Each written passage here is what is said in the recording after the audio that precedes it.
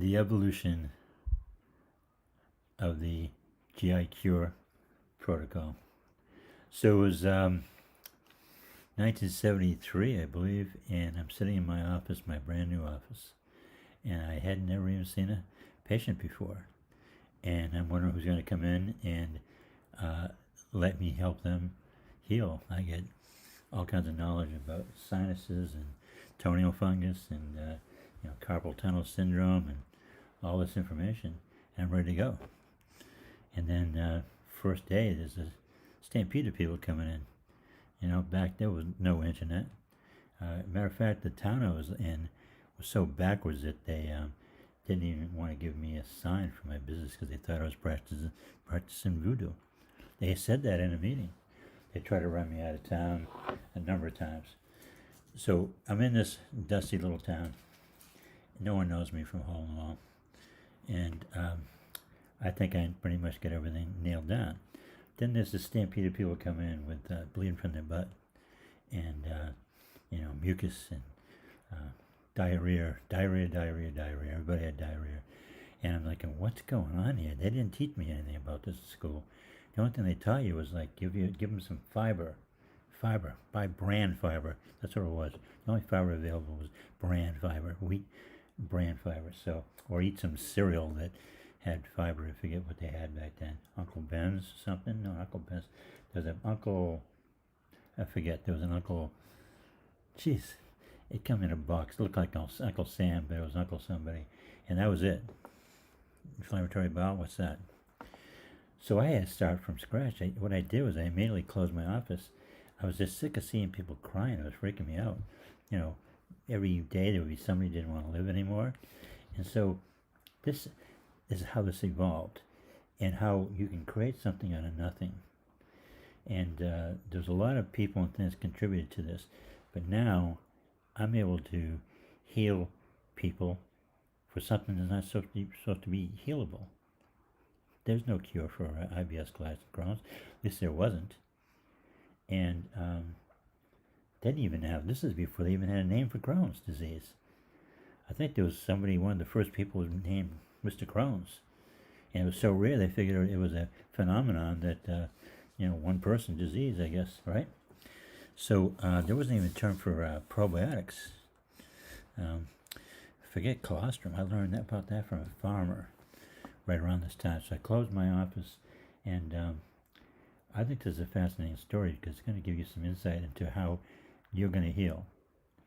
There's two series going on. There's one, the evolution of the GI Cure, and one's the anatomy of the GI Cure, where we're going to talk about how this came about. There had to be a lot of miracles to make it happen, and what it actually is. I mean, what is the anatomy of the GI Cure? What is it? Instead of just saying, we're going to do the GI Cure, somebody did the GI Cure, you will be better off if you know what it is and how it came about. Fascinating story, at least fascinating to a lot of people. Skip it if you don't want. If you just want to know what to do, go to Holistic Gastroenterology.com or GICure.com. Those are websites I have. I'm not interested. I'm not on here to promote those. I'm here to educate you, inspire you. So I'm sitting in the office. I finally get driven up by all these crazy people crying and everything. Go out in the field. And I think that's where I used to, my hippie days, I used to sit up there and come up with these great ideas. So I figured I'd go out to the field again. And, I started just observing nature. And I was watching. I thought a lot about animals, watching animals. Once in a while you might catch a squirrel doing something odd other than just eating an acorn. And what's that mean? A few times I thought, what's the meaning of life and all that. But one day, I'm looking at some cows. And there was one that was nursing and getting the udder, on the udder and the nipple. And farmer somebody, I don't know what his name was, came over to me. I thought he was going to kick me out. And he's got a cigar in his mouth, and he's got some kind of German accent. And he says to me, what are you doing? I said, I'm sorry, I'll leave. He goes, no, don't leave. He says, I said, well, what are they doing over there? He says, oh, that's a baby. It's like 3 or 4 days old. I said, 3 or 4 days old? He said, yeah, he's getting the milk. Yeah? He goes, that's after the colostrum. That's how he says it, colostrum, this German accent thing, the cigar coming out in the corner of his mouth. And so it said the colostrum. I don't know if it's really that way or if it's just a German thing, And he goes, yeah, colostrum. They love it. I go, what's it do? What is it? He goes, I don't know, but they love it. So colostrum. He says, yeah, they seem to get it just the first day, and we gather a little bit of for our family. We love it too. Colostrum. So he said, yeah. He says, they just have it for one day, and then the regular milk comes out. I said, so, okay, colostrum in the milk. Okay, well, I don't know if I didn't really know I learned anything then, but I learned then what was the key to everything. The key to everything, and since then, I've created some models that I think are brilliant. They're certainly brilliant at communicating the knowledge. That's what they're brilliant at. What else would we want it to be brilliant about? And what other way would we care about any brilliance? I developed some models, like a computer model, a soil model, that are excellent for telling a story. And you have such on one hand, it's a complex problem with your inflammatory bowel because you've gotten the wrong care and the wrong information. Everything you think you know about inflammatory bowel is wrong. Same thing goes for your doctor. Same thing goes for any textbook you're going to read. They're all wrong. What I did was I looked at it and I saw that everything seems to be the opposite. Everything these guys say seems to be the opposite. So I started just flipping things over. So I'm out there, watch the cows, and then over time, I'm hanging out one place or another, and I noticed that there are other animals that are doing this type of thing. You either read about it, hear about it, or just think about it. And so I realized mammals. We're a mammal. So are we like that cow and its mother? So I did a little bit of homework. There was no internet back then, and then I realized that we're the same thing. I mean, all mammals do the same thing. I've seen puppies and cats, and it's amazing that after a child is born, the very first thing it needs to do is breathe. Makes sense, right? Breathe. The next thing, out of all the things and possibilities in the world, it needs to get colostrum. It goes on that breast, and the first day, first 24 hours or so, what comes out of the breast is colostrum. That's pretty amazing. Out of all, the colostrum doesn't show up like 3 days later. It doesn't show up the second year, and it's there. And you watch any mother, that's the natural thing. The mother and child know how to do that. Well, there's a reason. Nature wants that baby of any type, any kind of mammal, to get that colostrum. As a matter of fact, in the animal kingdom, the babies that don't get the colostrum get ignored by the mother in many cases. Because the mother can sense, she knows who got it and who didn't, and that baby who didn't isn't going to thrive. There's that much tied up with colostrum. And I started talking about it in the 70s by way of asking questions. No one ever knew anything about it. And even now, 2021, nobody knows anything about that. The doctors see that and they scrape it aside when they're doing surgery. Get rid of that junk. And it takes a lot of money to miseducate people so they don't even ask questions. As far as colostrum goes, the medical community they're like zombies. They don't know anything about this. I mean, imagine not knowing. You're a doctor who writes prescriptions out all day, and your patients are coming back at the rate that they have to be, saying my stomach hurts, I have diarrhea, and say, well, here's another antibiotic. And, they don't know anything about anything relevant to this. It's amazing. So I had to start from scratch. Nobody knew anything. So what I started doing was experimental thinking. I started postulating, well, if this were true, or I'd say another one, I'd say, for this to be true, what would have to be true prior to that?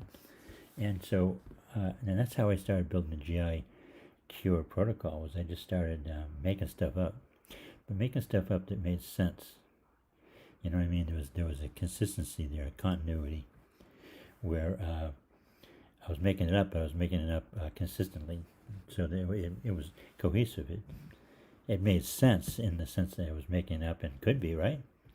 Well, a little bit later on, I started actually applying it, and it worked. And every step along the way, I realized that everybody who thought they knew something, they were wrong. And so even today, you've got young people come out of schools, get a degree in holistic medicine. the problem is they're using the wrong model. They're using the model that the chemical companies created, drug companies, pharmaceuticals, that the inflammatory bowel conditions are really immune diseases. So the immune system is our enemy. So we know all that. We'll cover that later. But you go to school, in naturopathic school, you're going to get the same wrong model. You're going to come out of school and you're going to be chasing the immune system around, but with herbs. I have a vision of like some guy running around with a bottle of herbs in his hand and a fly swatter in the other hand, just sort of trying to beat down that immune system. I had a call from a father today. His son, he's recovering great. And he said that he understood what I was told him about the immune system did not need to be suppressed. And then drugs, because he asked about immune suppressing drugs, biologics. And I said, well, I told him the story. They don't have to be, it's not the immune system, it's not at the fault. It's not even involved, other than it's there to try to help. It's like a fire engine showing up at a fire. Do we blame the fire engine on setting the fire? So, and he said, I'm concerned about something you prescribed for my son. I said, what is it? He said, L-glutamine. I said, well, sir, L-glutamine is about as innocent as I don't know what your concern should be, but I've had people say, well, they maybe got a headache from it, or, a couple of people said things like that out of thousands, and safe as safe can be. And he said, well, I'm concerned because it says here it helps stimulate the immune system. And I said, do you remember a conversation about the immune system not being needed to be suppressed?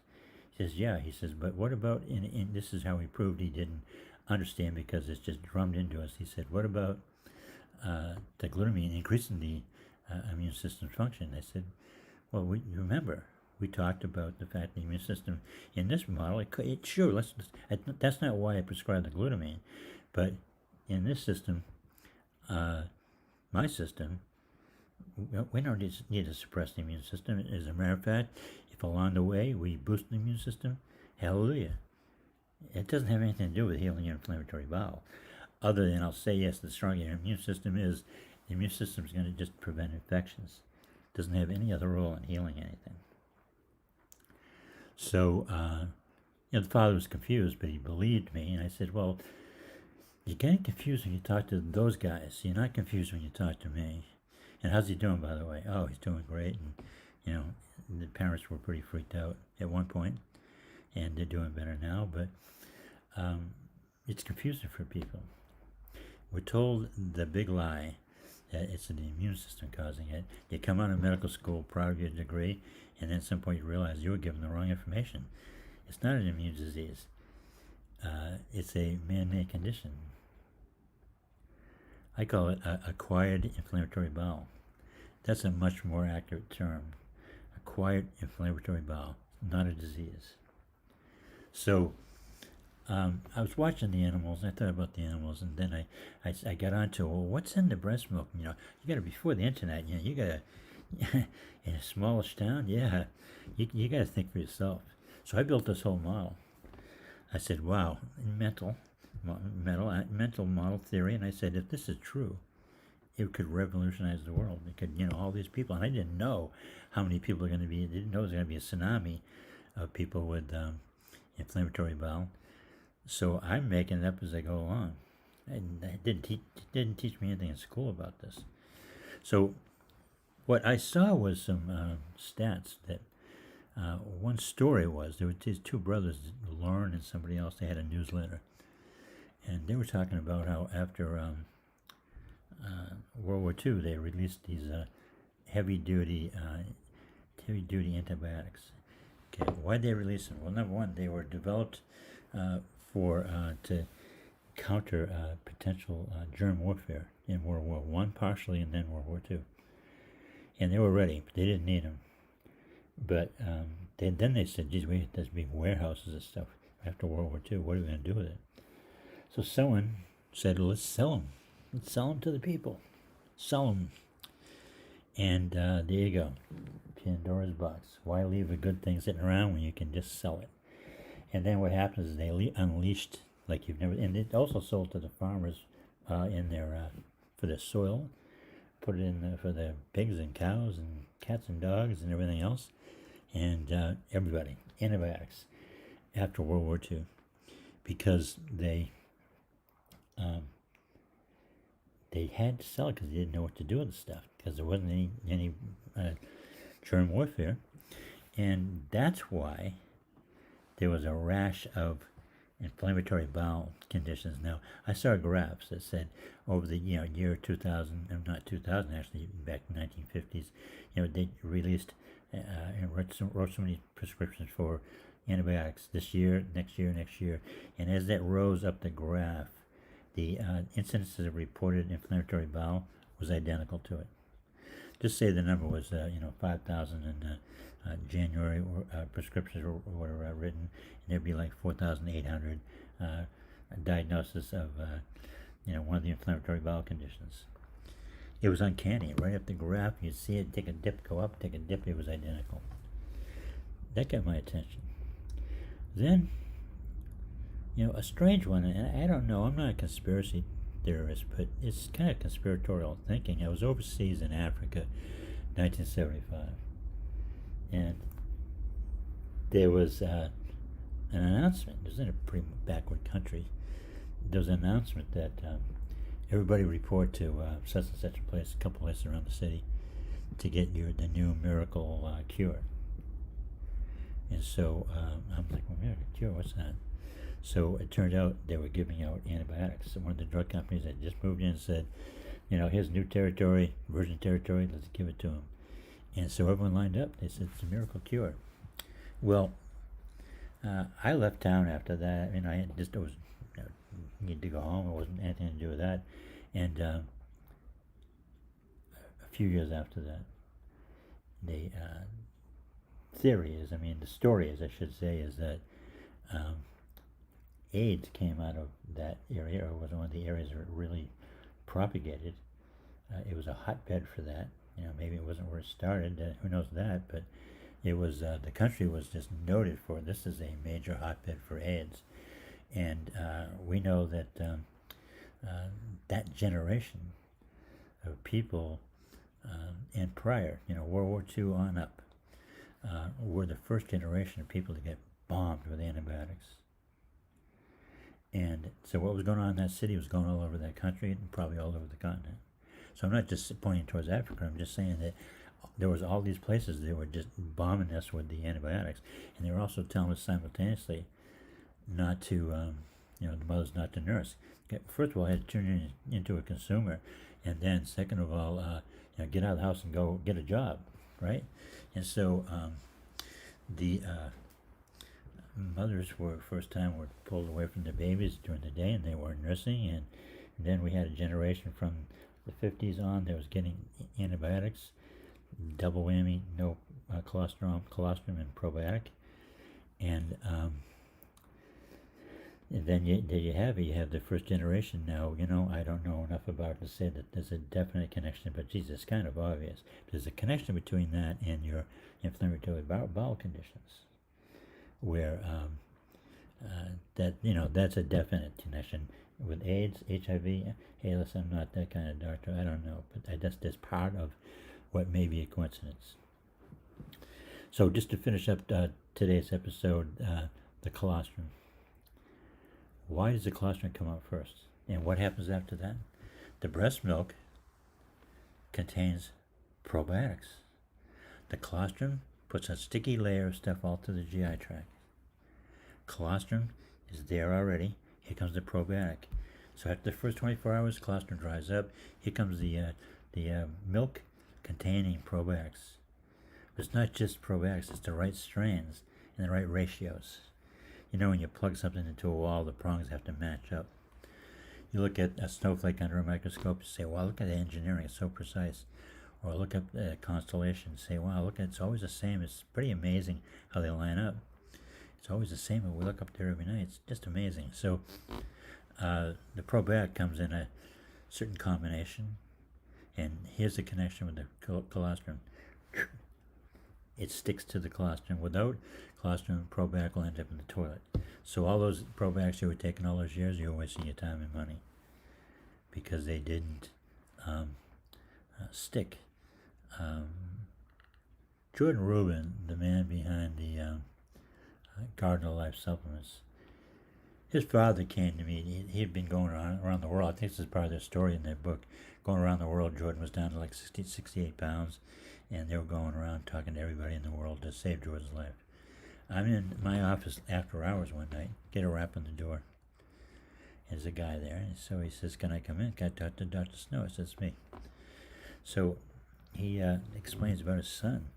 I said, "Well, what have you done?" He says, "Well, we've done this, that, and that." I said, "We haven't done everything. You say you did everything. You haven't done everything."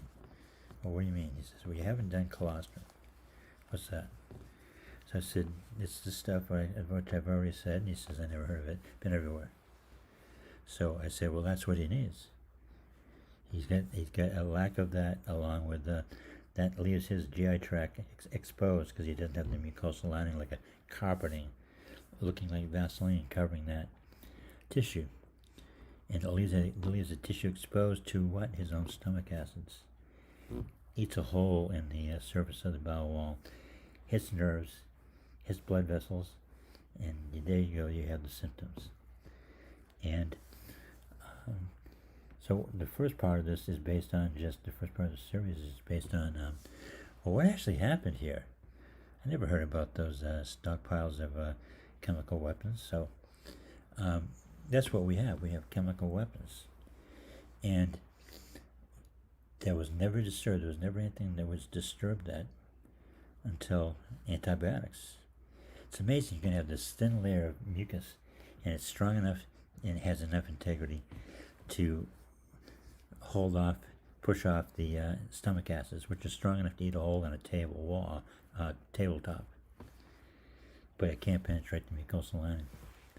So part one is just setting it up. The story is setting up. In part two, we're also going to talk about the relationship of the GI tract with your computer and your phone, the software, and the hardware, which is the walls, the physical part of your computer.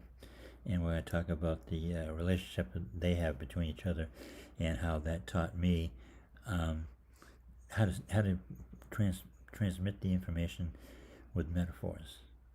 And as I said, I was making it up, but I'm lucky because what I was making up was true and accurate. So that's it for now. We'll be back soon with another episode of the evolution of the GI cure. Thank you.